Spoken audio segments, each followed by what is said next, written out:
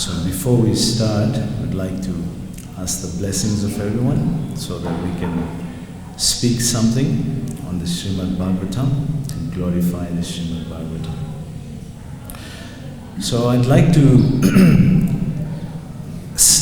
approach today's class in two parts. First part we'll do a bit of philosophy, because this is what Bhagavatam is about. It's a philosophical text. So we will do a bit of philosophy, and then we'll, seeing that this is Lord Shiva's prayers continuing, we'd like to discuss something on what is prayer. And in the end, we'll hear from Prabhupada also, something very inspiring. So, what are we hearing here about?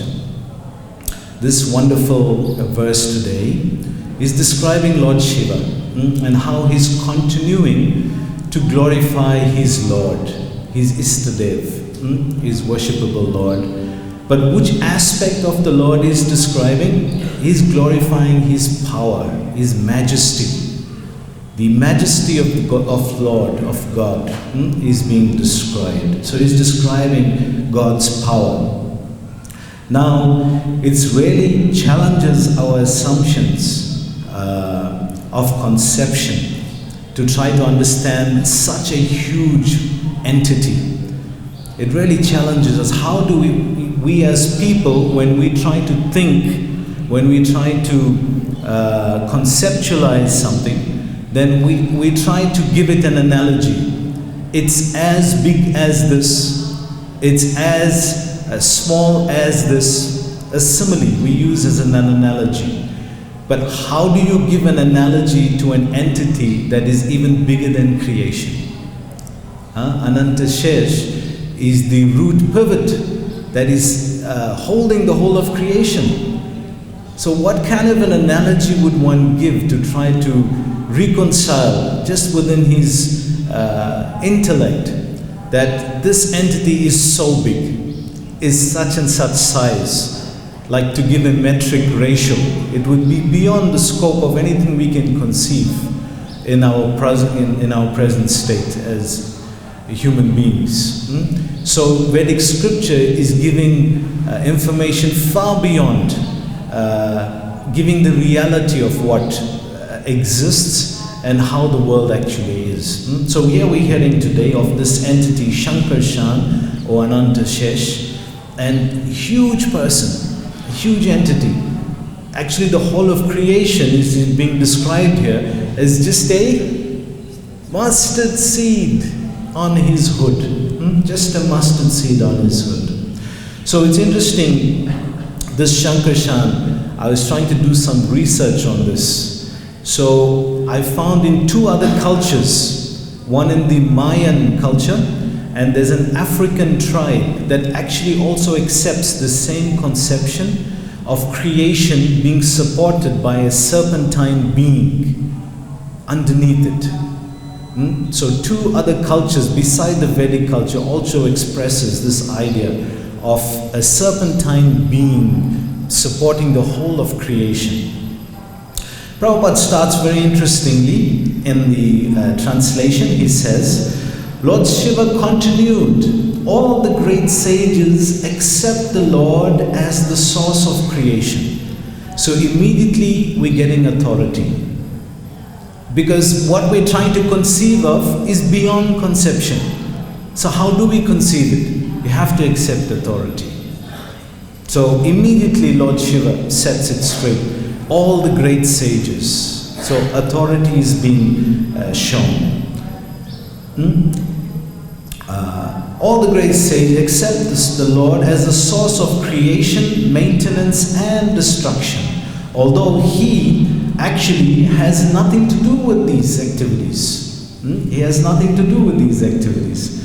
Why is that? Because directly Krishna has nothing to do with the material creation.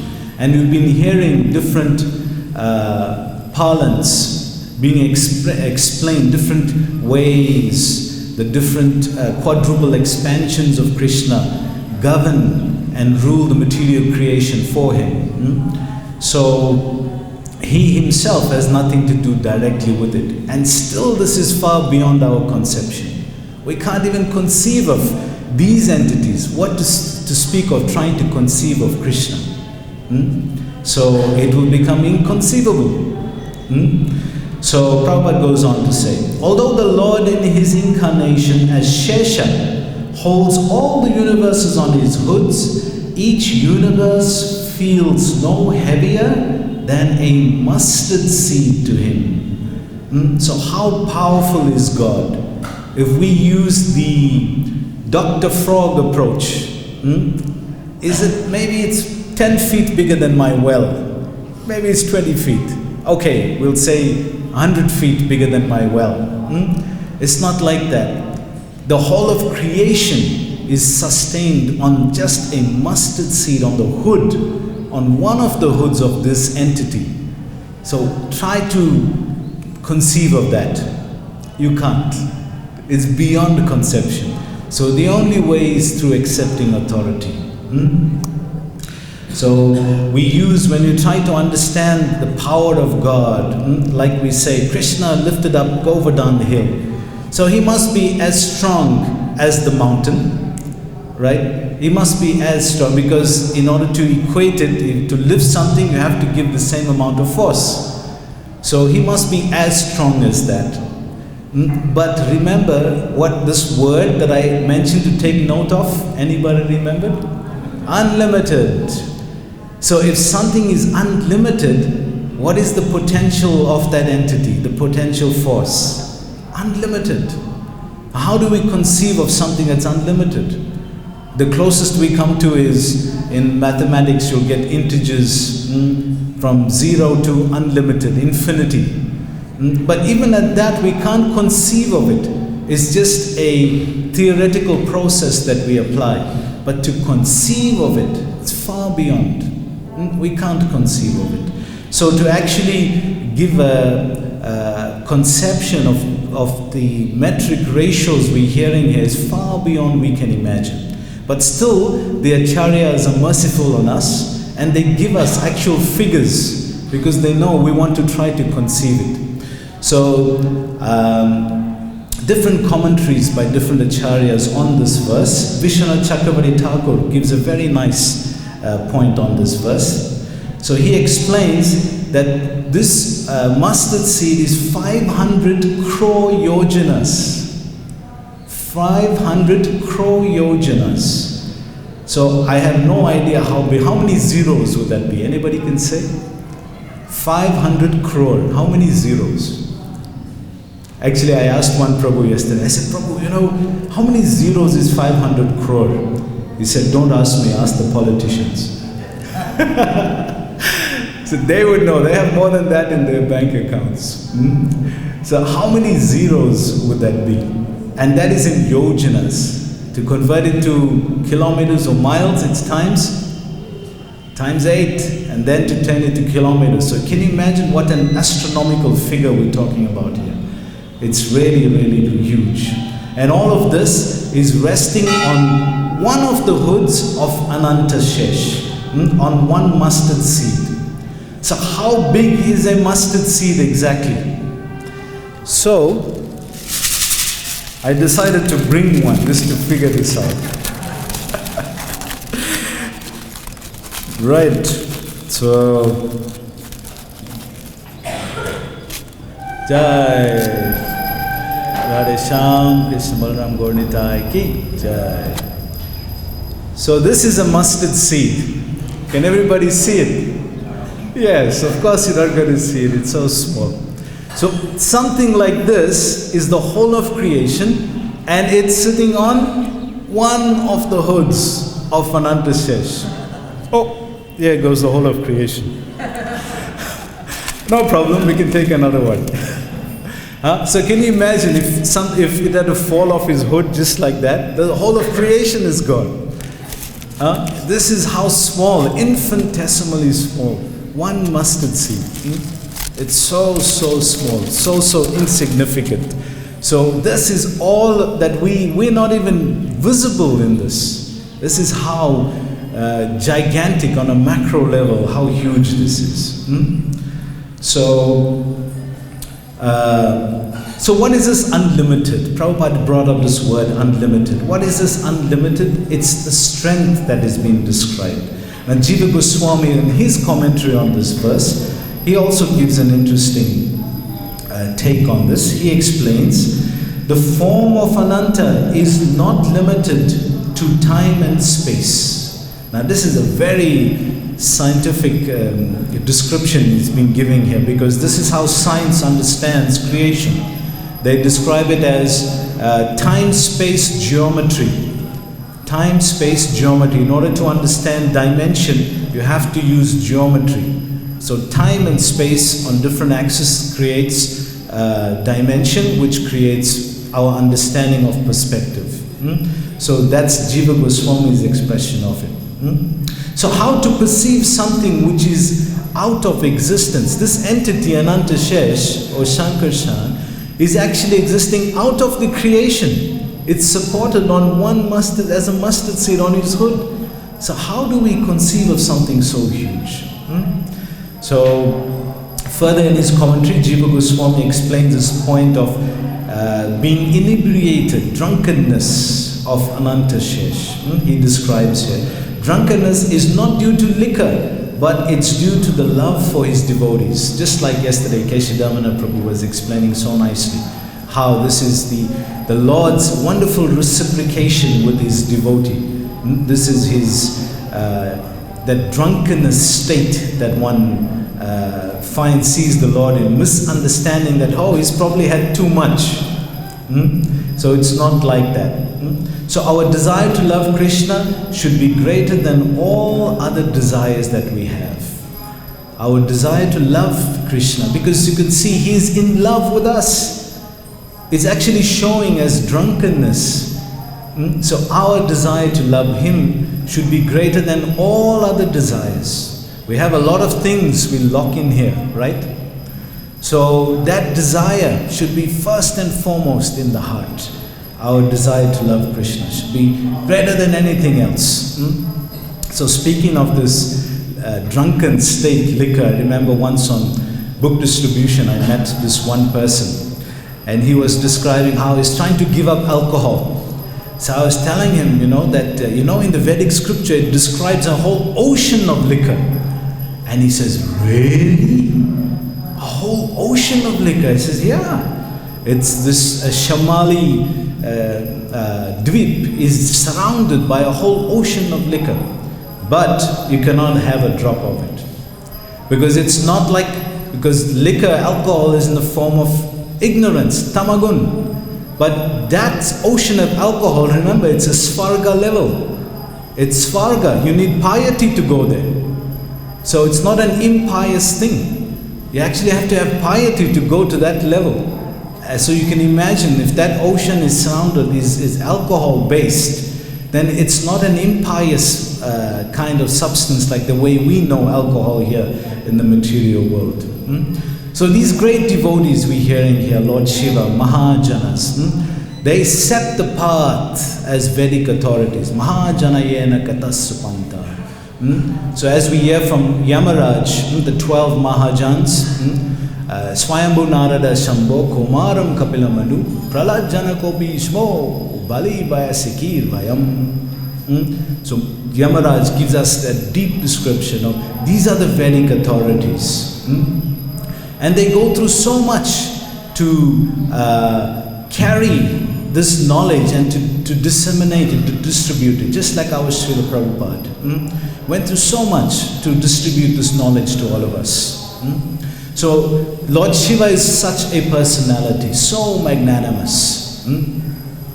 Another name of Lord Shiva is Dharmavatsal, somebody who's a protector of Dharma, is so dear to him, who follows this Dharmic tradition, lifestyle, and tries to share it and inspire others. So he's in this particular prayer we're hearing today, he's so awed, he's seeing the majesty and power of God here. So in one of the other commentators also on this verse is Vijayadwaja Tirtha. And just like this word I told you to take note of is unlimited. So he also describes this word unlimited, and he describes an infinite greatness, same as Prabhupada has, just a different way of expressing. So he says infinite greatness is anantam. So Prabhupada starts his purport. He describes here. Shesha Ananta has 6 opulences. So in the beginning, Prabhupada describes this different opulences Shesha has. Aishwarya Samagrasya Bhirasya Yasya Shriyaha. So the different opulence that we know, wealth, power, beauty, renunciation, these are the attributes that the Lord carries. And Shankarshan, the attractive potency of the Lord. So we know that the Lord, this attractive potency that the Lord possesses actually comes from Shankarshan. And even in the laws of physics that exist, we know that there's 4 fundamental laws: the weak forces, the strong forces, gravitation, and magnetic, electromagnetic energy. So these 4 are pulling forces that actually come from Shankarshan.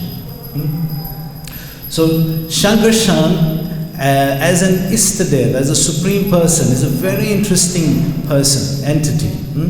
So we see here Lord Shiva is offering prayer to Shankarshan.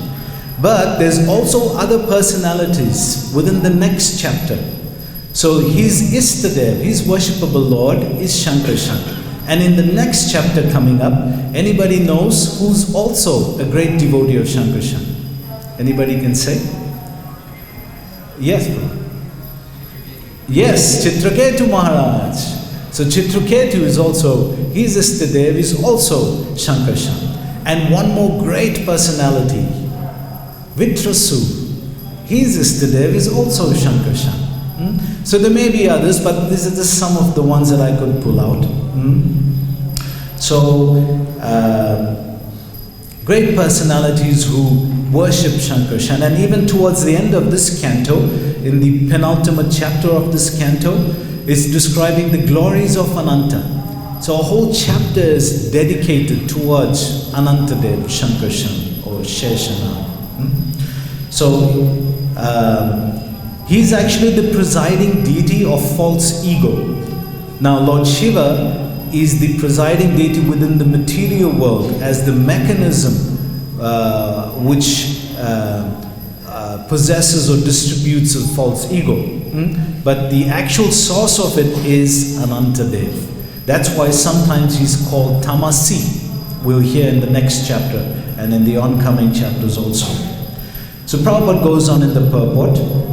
He describes features like snake. He has features like a snake, and his unlimited strength. So he looks, his features are snake-like. But it's not always like that, because in this 25th chapter of this that was coming up soon, it's described how he has beautiful lotus feet, and his toenails are mirror polished finish. So beautifully described, mirror polished finish. And the devotees who are offering obeisances to him see their reflection. So he also has a lot of beauty. So most of the 5th canto though has this wonderful theme that is recurring, and many of the other devotees are speaking about this also, that there's this wonderful theme of prayer and worship going on in each. What is this whole creation about? It's ultimately to not to bewilder us, but to encourage us that in each one of these places there's personalities who are great devotees of the Lord. And what are they doing? What are their activities? They are worshipping Krishna in these different features. So worship or prayer is going on. So the essence of the 5th canto, the sthanam, as much as it is about creation, but the underlying fundamental basis of it is that it's about prayer. These devotees are praying their hearts out to Krishna. So it's encouraging in us. Otherwise, why is a dying man like Parikshit Maharaj wanting to know about creation? Does he want to check his astrology chart? No. He wants to know what's going on there. Are they also worshipping Krishna there? Remember, Parikshit means to examine. So he wants to see, where is Krishna there? Is he there also? Is he also there? How is he being worshipped there? So this is this wonderful mood that comes out. Now, I'd like to just bring a few interesting features that I found out, just like in two purports, where Prabhupada brings up a little bit of details on this Shankarshan, Vasudev, Pradyumna and Aniruddha, and then we'll go on to this wonderful aspect of prayer. So this quote is from Srimad Bhagavatam 3:26-21, Canto 3:26, Kapila Dev's teachings.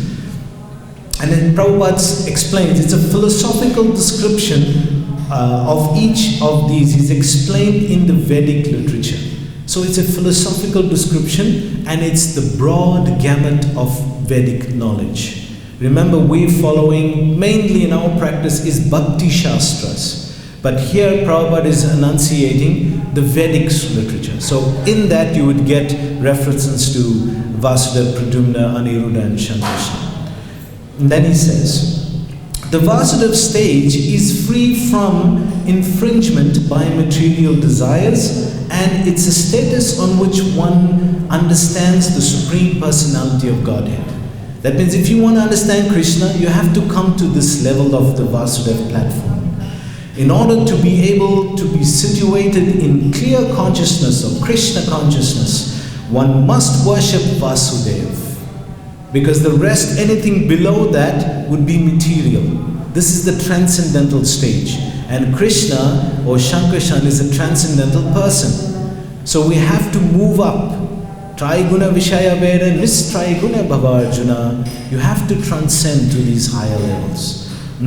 So, is Vasudeva the same as Krishna then? What do you think? Is Vasudeva the same as Krishna? Let's see what Prabhupada says here. Prabhupada says, Vasudeva is Krishna alone. Vasudeva is Krishna, but it's Krishna alone. When Krishna or Vishnu is alone, without the accompaniment of his internal energy. So when he doesn't have his internal energy, that is Vasudeva. He is Vasudeva. When he is accompanied by his internal potency, then what will he be called? Yes, somebody is saying it. Krishna. But here in this context, Prabhupada says Dwarkadish. Why Dwarkadish? Because Dwarkadish has all the Shaktis with him, 16,108. So that's why. Very fascinating purport. Then Prabhupada goes on to say, to have clear consciousness or Krishna consciousness, one has to worship Vasudeva. In order to get release from the false ego, one has to worship Shankarshan. So now, anybody has problem with false ego? I think all of us. But Prabhupada is advising here, worship of Shankarshan, if to get rid of false ego. Worship of Shankarshan is also worshipped through Lord Shiva. So Prabhupada is saying in that purport, you can also worship Shankarshan by worshipping Lord Shiva. How? Prabhupada says here, the snakes which cover the body of Shiva are representations of Shankarshan. And Lord Shiva is always absorbed in meditation upon Shankarshan. So one who is actually a worshipper of Lord Shiva, as a devotee of Shankarshan, can be released from false material ego. Very interesting. So for devotees, we don't actually have to worry about this worshipping separately. Krishna describes that if we worshipping him directly, Aham sarvasya prabhavo matya sarvam prabhatyate iti matva bhajante man buddha bhava samanvitaha. I am the source of everything. Everything is emanating from me. The wise who know this, they worship me with all their hearts. So it's both Buddha and Bhava. They acknowledge. They're not that they're not in knowledge. They have knowledge. Buddha, Bhava, Samanvita, and they have feeling. Bhav. They have feeling also. So no need to worship separately. So Prabhupada goes on to say, So that was false ego. Now for the mind. So problem false ego, worship Shankarshan. So what about if you have problem with the mind? Anybody has problem with the mind? Let's see what Prabhupada says. If one wants to get free from mental disturbances, one has to worship Aniruddha. For this purpose, worship of the moon planet is also recommended in the Vedic literature. Again, this is the Vedic literature. For Bhakti Shastras, it's exclusive to Krishna. This is the wider range of knowledge. Okay, what about intelligence then? Right? We discussed false ego, we discussed mind. What about intelligence? Prabhupada says here, similarly, to be fixed in one's intelligence, one has to worship Pradyumna, who is reached through the worship of Brahma. These matters are explained in the Vedic literatures. So what does Shankarshan do? What does Shankarshan do? So Prabhupada explains in Srimad Bhagavatam 4:24, 35. What is the activities of Shankarshan? He says that Shankarshan is the master of integration and disintegration. That means creation and annihilation. Whereas Pradyumna is another feature of Lord Vasudev, is responsible for universal growth and maintenance. So it's Pradyumna who is responsible for universal growth and maintenance. So where does Shankarshan reside? Where's his place in the whole cosmic genealogy? Where does he exist there?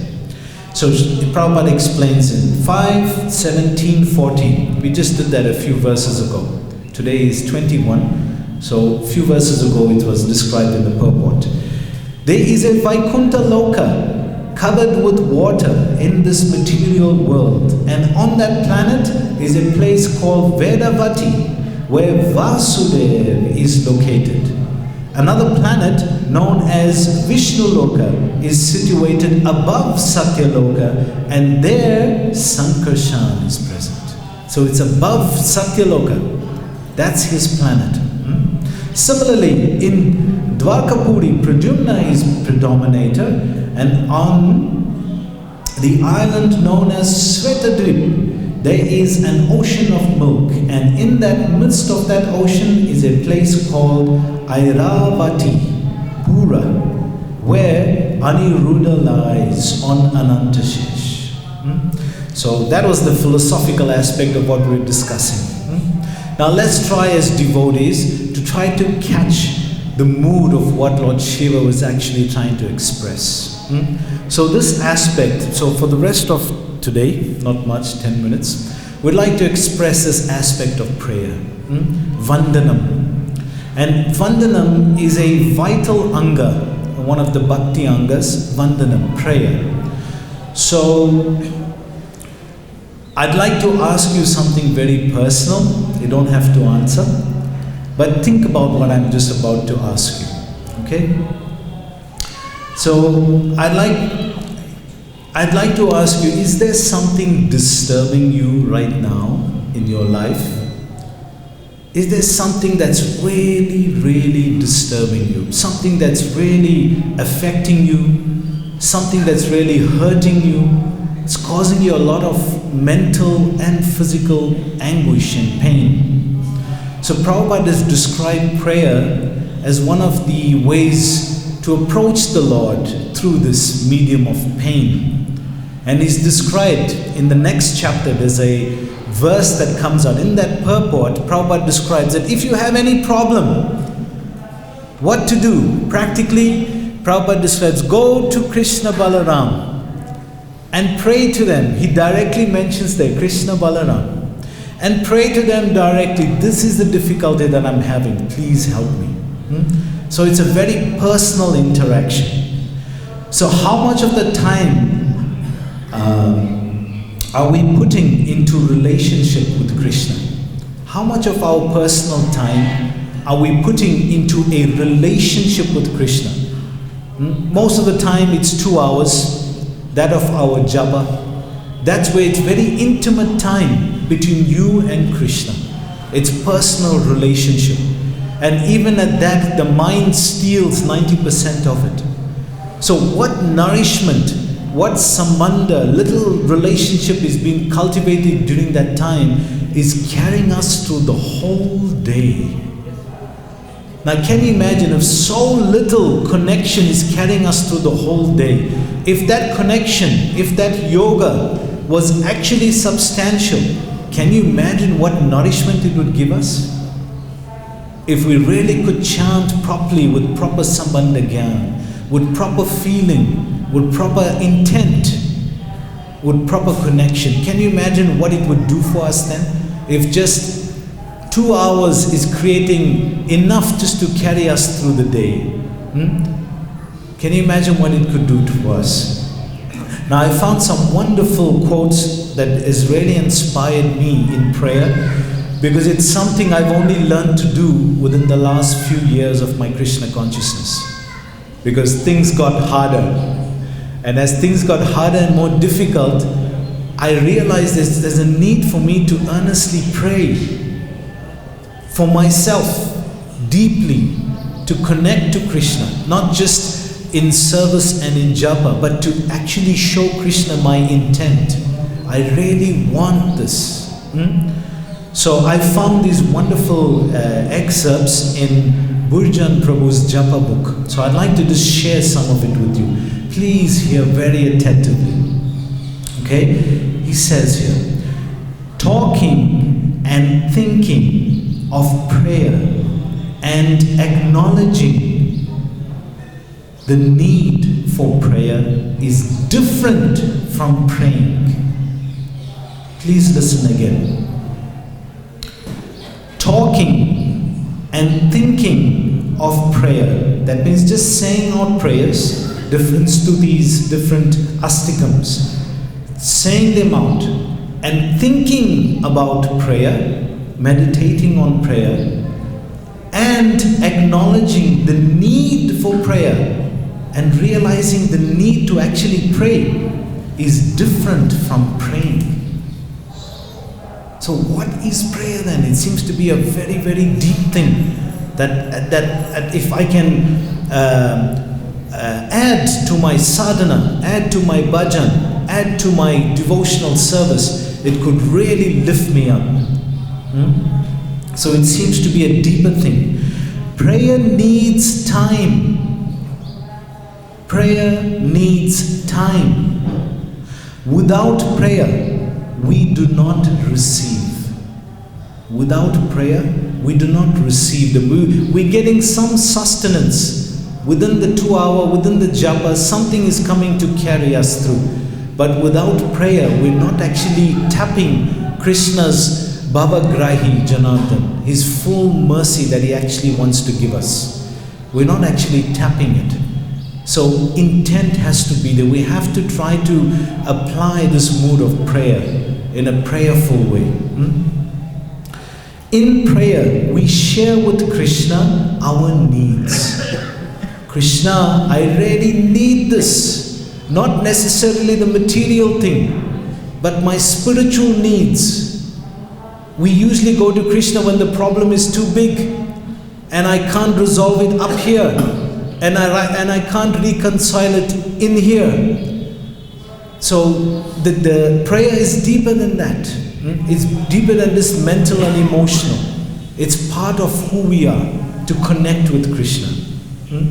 So prayer is entering into Krishna's presence.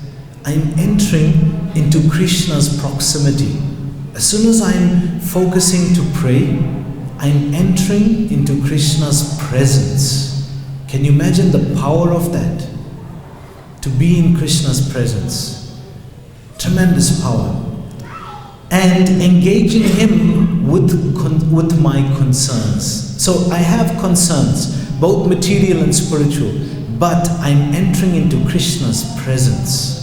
I'm not just standing in front of him and offering my prayer that Krishna, I know you're omnipotent, but I've already thought of the solution. So I know you are all powerful. You just help me to work it out like this, okay?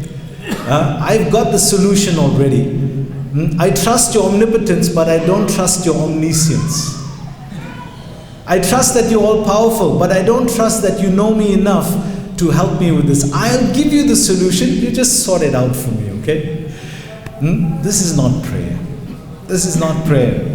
We're saying, Krishna, I trust you enough that as much as you are omnipotent to have these millions of universes just as one mustard seed on your head, you also omniscient to know how to help me solve this problem. Do we trust Krishna enough for that? It's very deep, isn't it? Let's read further. To pray, we must set aside other things, both physical and mental. To pray, we must set aside other things, both physical and mental, so we can present to Krishna our needs for His mercy.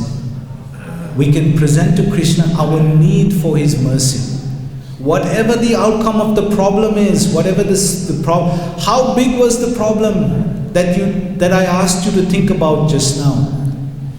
Just think about last year. You probably also had a bigger problem. Is it significant to you now? It's gone. It's not even in your mind anymore. So how significant are these problems in the practice of what we're trying to achieve in bhakti? How significant are they? So that's why they just become impotence to help us deepen this connection. When viewing prayer from the viewpoint of deciding of action or waiting, when we're deciding to act or to wait, should I do something about it or should I just wait? When we're viewing prayer from this point of view, then have we prayed substantially for the circumstances and the decisions being faced? Have I done enough?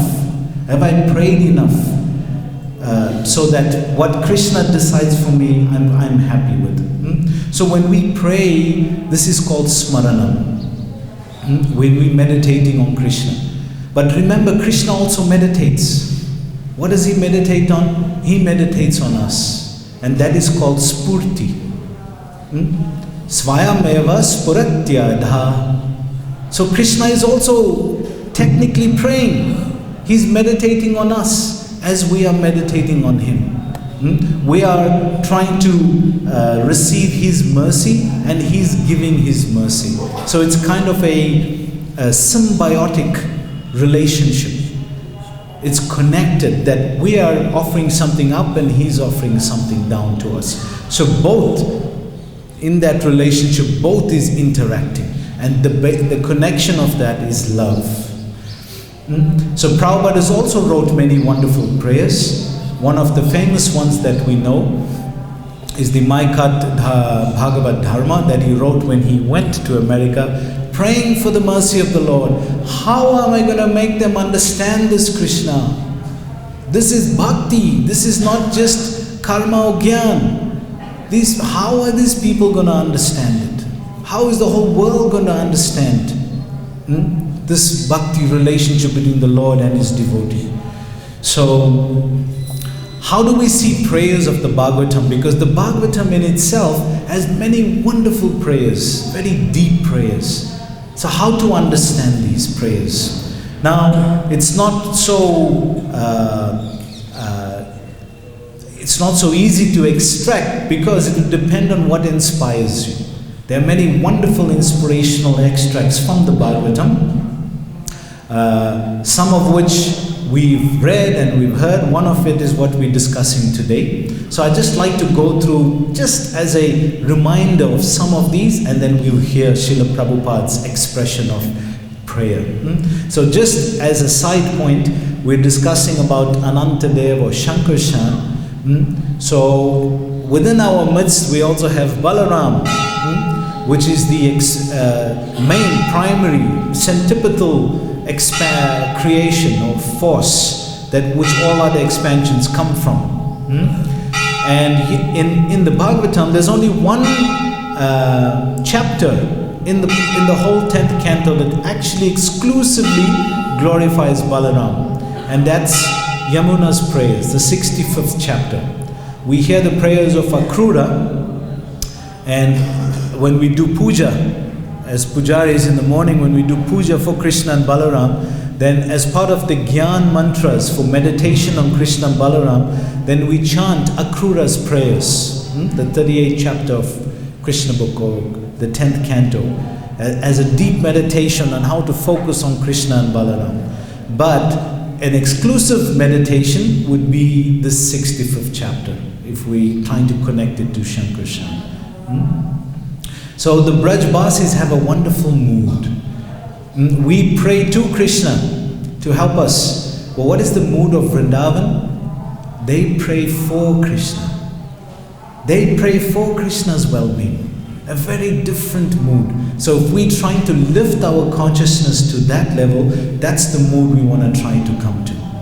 Now in the Bhagavatam, some of the wonderful prayers, we'll just highlight them before we hear Srila Prabhupada.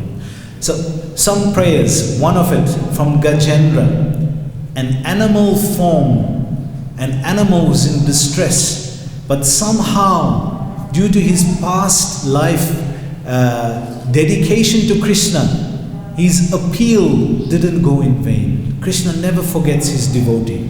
Kaunteya pratijanahi name bhakta pranasati. Krishna never forgets his devotee. And even though he was in that dilemma of his life, even though in an animal feature, in an animal body, he still at that last moment Krishna gave him remembrance. Spurti. Swayameva spurityada. This is how you remember me. So in danger, one of the ways we remember Krishna in prayer is in danger. So we see that also in recently we were hearing that there was one devotee who has been attacked, right? Recently at the Parikram marg.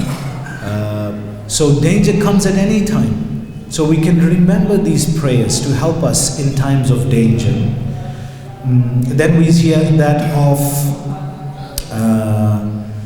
Akrura's prayer of meditation. If we're trying to meditate on the beautiful features of the Lord as a meditation, is very beautiful prayers, this 38th chapter of Akrura's prayers. Then of course the famous Dhruva Maharaj praying for Drita Vrata, determination. So if you want determination in your devotional service, you want determination in your spiritual practice, you can recite these prayers of Dhruva Maharaj to help us. So even that of Bhishma Dev's prayers, wonderful prayers in that of, for those who are senior elderly Vaishnavas who's preparing for death. Death can come at any time, but those who are elderly know that it's coming soon. So you can recite these wonderful prayers of Bhishma Dev. Draupadi, that in which of danger. And Queen Kunti, when one has deep challenges in one's life, although she's the incarnation of the success potency of the Lord, but when one has challenges, she depended on Krishna. And then of course this period of time that we're in right now is the that of Lord Chaitanya.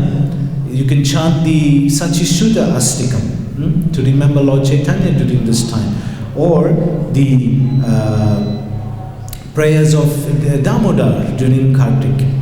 So what I'd like to do now is, let's see, try to hear from Prabhupada a little bit. What are some of the prayers? What is prayer? And then we'll end it over there. Okay?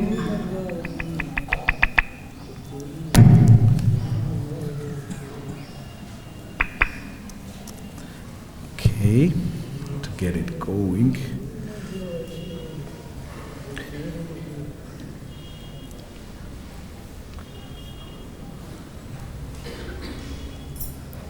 Just a little bit, okay.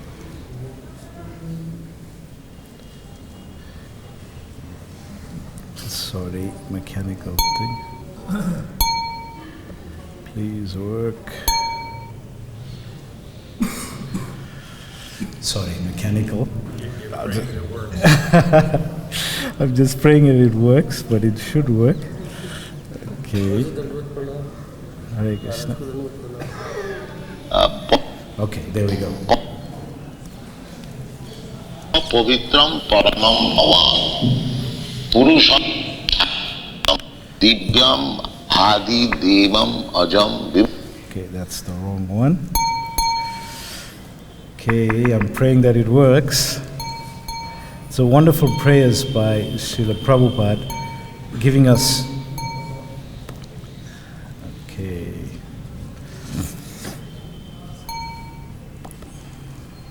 Okay.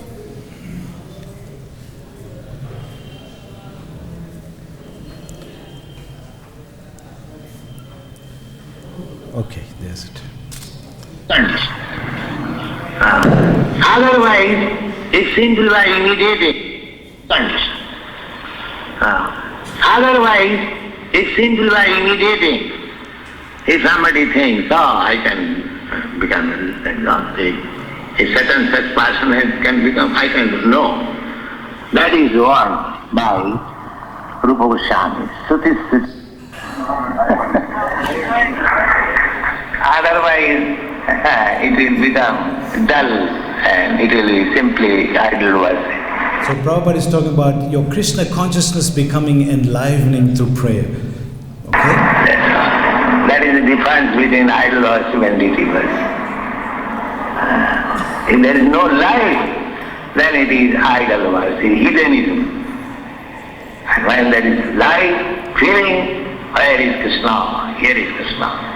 So if you have life in your prayer, in your puja, if you're remembering Krishna deeply, when you're worshipping Him and when you're doing your services, then you'll be enlivened. I have to serve Krishna, I have to praise Him, I have to serve Radharani, she is here. I must do it very nicely. So I must do it very nicely. Again, the intent, I must do it very nicely. And as far as possible, decorate her to the best capacity. In this, if you always feel Krishna conscious, then you are fire. The same example, keeping with the fire. So then you'll be like fire. If you're always cultivating your Krishna consciousness like this, then it will be like fire. And then whoever comes in contact with you, you'll also be inspired and you'll inspire others. If you think it is perhaps made dull, I would say, idle. If you think this is a brass-made idol, then it will remain a brass-made idol to you forever. So if you think the deity is just a brass-made idol and you're just doing your activities because you have to, then it will remain a brass-made idol to you forever. But if you elevate yourself to higher platform Krishna consciousness, then this Krishna is God. Then Prabhupada is saying, as you elevate to the higher level, Krishna can even talk to you directly. Can you imagine that stage? This Krishna is God. There is a Vamsidas Balaji Maharaj. So Prabhupada starts to explain He was the story talking with his of deity. Vamsidas and Sanatana Goswami. Krishna, this time Madan he was talking with Sanatana Goswami. Madan Sanatana Goswami at that time had no temple. He was hanging his deity on the tree. So Madan was talking with him, Sanatana, you are bringing all these dry chapatis and it is stale and you don't give me little salt. How can I eat? So Prabhupada is saying, how can I eat, Sanatana Goswami? You're giving me this dry chapati, no salt. How can I eat this? Sanatana Goswami says, why shall I go? Whatever I get, I offer you. You kindly accept. I cannot go, old man. So he's saying, I'm an old man. What can I do? What can I offer you? So Krishna had to eat that. So Krishna had to eat that. Because the bhakta is offering, he cannot refuse. Did you hear that? Because the bhakta is offering, Krishna cannot refuse. Can you see what if the intent is there, Krishna cannot refuse. Dhimam bhaktya prajach. Real thing is bhakti. What you can offer to Krishna, everything belongs to Krishna. What you have got, what is your value? And what is the value of your things? What is the value of your things and what do you have? What do you possess? It is nothing. It's nothing. Therefore, the real thing is bhaktya. Real thing is your feeling. The real thing is your feeling. This is what we're coming to at the point of prayer. So when you're praying to Krishna, you put your heart into it, feeling. Krishna, kindly take it. I have no qualification. I am most rotten fallen. But I have brought this thing for please take. Prabhupada is praying very deeply there, huh? So he says, Krishna, I'm most fallen, but I have brought this thing for you. Please take it.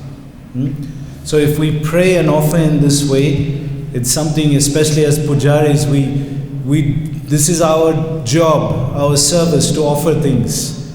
So it becomes very mechanical after a while. So when I heard this lecture, it's one of the most inspiring to me to remember this point and pray to Krishna like Prabhupada is saying. He's teaching us, Krishna, I'm most fallen, but I've brought this thing for you, please accept it. So if feeling is there, then it makes a big difference. And Krishna cannot refuse. So we'd like to stop there. Thank you very much for your attention. Srila Prabhupada ki jai. I'll be here for a few minutes. Anybody has any questions? Thank you. Comments?